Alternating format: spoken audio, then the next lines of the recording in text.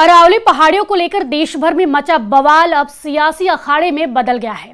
केंद्र सरकार ने साफ कर दिया है कि अरावली क्षेत्र में किसी भी तरह की ढील नहीं दी गई है और न ही दी जाएगी। केंद्रीय पर्यावरण मंत्री ने एनसीआर में माइनिंग की इजाजत से जुड़े दावों को सिरे से खारिज करते हुए इन्हें भ्रामक बताया है।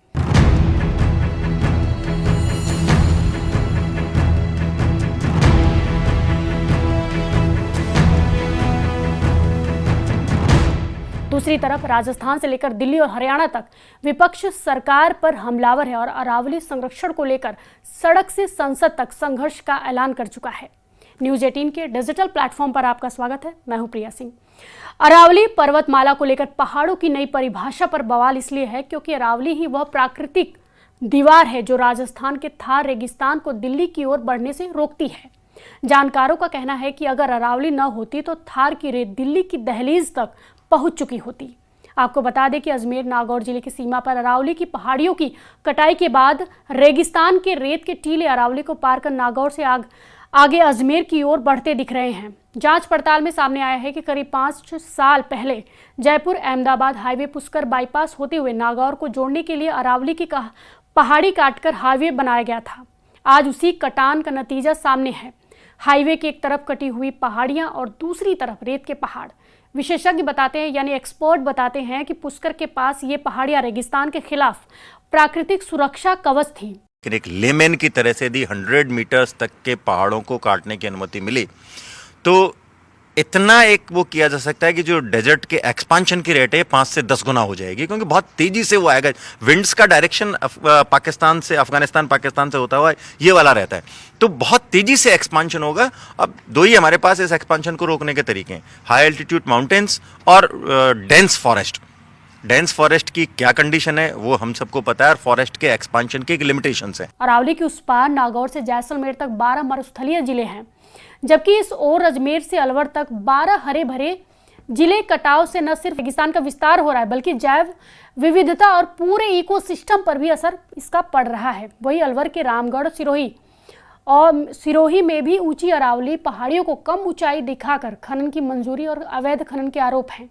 ये माइनिंग इस लेवल तक की गई कि ग्राउंड वाटर जो है वो पूरा इस इलाके में यहाँ पर भर गया है। ये तस्वीरें आप इस पानी के चारों तरफ की देखेंगे तो आपको माइनिंग के जो निशान हैं वो साफ तौर पर दिखेंगे कि किस तरीके से पूरे पहाड़ पे यहाँ पर माइनिंग की गई है। और सबसे बड़ी बात है कि ये सिस्टमैटिक तरीके से नहीं की गई है।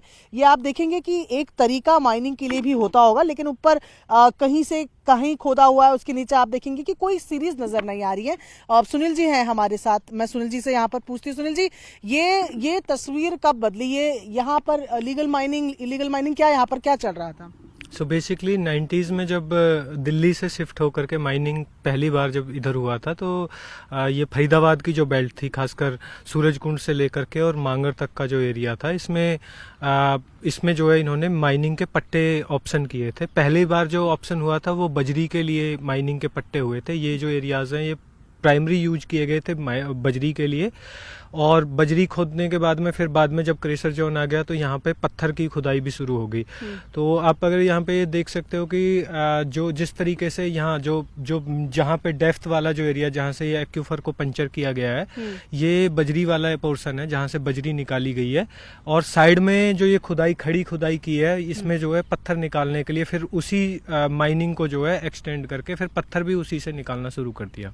पुष्कर में तो बुलडोजर से पहाड़ियों का अस्तित्व ही खतरे में बताया जा रहा है। इतिहासकारों विशेषज्ञों की चेतावनी साफ है, अगर अरावली की कटाई का सिलसिला नहीं रुका तो रेगिस्तान के दिल्ली तक पहुंचने का खतरा और गहराएगा। अरावली में अवैध खनन का दुष्प्रभाव हरियाणा में भी उतनी ही गंभीर है। फरीदाबाद की अरावली पर्वतमाला में मौजूद ऐतिहासिक धौज झील आज पूरी तरह गायब हो चुकी है। कभी ब्रिटिश गजेटियर में दर्ज इस झील में इतना पानी होता था, चेक डैम और सिंचाई की पूरी व्यवस्था बनी थी। आखिरी बार यह झील वर्ष यानी साल 2003 में भरी थी, जब इसका जलस्तर 30 से 50 फीट तक था। आज हालात यह है कि झील की जगह महज जमीन का एक टुकड़ा रह गया है। लेक जो है वो 1800 की जो पूरा दौर रहा है उसमें भी है। ब्रिटिश कालीन ये लेक रही है। ब्रिटिशर्स ने इस लेक के लिए काफ़ी काम किया है और इसका खेती में इस्तेमाल करे जाने का प्लान भी इसका था, लेकिन मौजूदा तस्वीर ये है। सुनील जी हमारे साथ है। कितनी बड़ी ये लेक थी तकरीबन, और फरीदाबाद की क्या कहें कि सेकंड सबसे बड़ी लेक थी? हाँ, मतलब अगर हम देखो फरीदाबाद के हिसाब से देखें तो ये सेकंड सबसे बड़ी लेक थी। अगर हम पुराने जो हिस्टोरिकल रिकॉर्ड के हिसाब से देखते हैं तो ब्रिटिश गजेटियर जो पब्लिश हुआ था लास्ट जो है 1885 में, अकॉर्डिंग टू ब्रिटिश गजेटियर जो अरावली के इस पैच में जो दिल्ली गजेटियर है, उन्होंने सारे नालों को जो है उनका जो सर्वे किया था, उनके असेसमेंट के अकॉर्डिंग ये 8 नंबर नाला था जो मांगर से निकल के आता था, और इसका फ्लो इतना ज़्यादा था कि ये आगे जाकर के कबूलपुर काफ़ी दूर एक गांव है वहाँ तक ये जाता था। और उन्होंने अपने उसमें रिकॉर्ड में मेंशन किया है कि जब ये नाला जो फुल फ्लड के साथ आता था तो ये काफ़ी ज़्यादा जो है एरिया को जो है नुकसान पहुँचाता था। रिसर्चरों के मुताबिक खनन गतिविधियों ने झील के प्राकृतिक जलमार्गों को अवरुद्ध कर दिया है। ऊपर से स्टोन क्रशर प्लांट के लिए लगाए गए बड़े बड़े वाटर पंपों ने न सिर्फ झील का बचा खुचा पानी खींच लिया है, बल्कि ग्राउंड वाटर रिजर्व भी बेहद नीचे चला गया। यही तस्वीर पाली पर्वत श्रृंखला में भी दिखाई दे रही दिखती है, जहां नियमों की अनदेखी कर एक्वीफर लेवल तक माइनिंग की गई, पानी निकालकर खनन जारी रखा गया, जिसके चलते सुप्रीम कोर्ट को हस्तक्षेप इंटरफेयर कर माइनिंग पर रोक लगानी पड़ी। कुल मिलाकर राजस्थान से हरियाणा तक अरावली की कटाई और अवैध खनन ने दोनों प्रदेशों को फायदा कम और नुकसान ज्यादा पहुंचाया है, और अगर अब भी खनन रोकने के लिए सख्त कदम नहीं उठाए गए तो इसके पर्यावरणीय और जल संकट के नतीजे दूरगामी और विनाशकारी साबित हो सकते हैं। सरकार पूरी तरह एक्सपोज हो गई है, और जिस दिशा की तरफ वो बढ़ रहे हैं उससे स्पष्ट हो गया कि वो अरावली जो हमारी पर्वत श्रृंखला है उसके प्रति उनकी कोई जिम्मेदारी नहीं है। आने वाली पीढ़ियों के लिए हम लोग उसको अगर नष्ट कर देंगे तो जवाबदेही किसकी होगी? सेव अरावली डीपी बदलने से काम नहीं चलता है, काम चलता है दृढ़ इच्छा शक्ति से, काम चलता है काम करने से। इस तरह से मत बरगलाइए हमारे राजस्थान के भाई बहनों को। हम आपसे कहना चाहते हैं, हम किसी भी तरह से अरावली के साथ छेड़छाड़ नहीं होने देंगे, किसी तरह का खनन नहीं होने देंगे।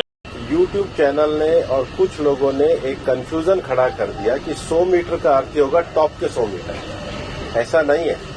उसका जो बेस स्ट्रक्चर है, जो पर्वत का बेस स्ट्रक्चर है, अगर वो जमीन के अंदर भी 20 मीटर है, वहां से लेके 100 मीटर तक प्रोटेक्शन है। हम ग्रीन अरावली के लिए प्रतिबद्ध हैं। ये एक झूठ फैलाया जा रहा है। और सबसे बड़ी बात है कि ये जो रिपोर्ट है ये 2006 से राजस्थान में ऑलरेडी लागू है, इसमें कुछ भी एडिशन नहीं किया गया।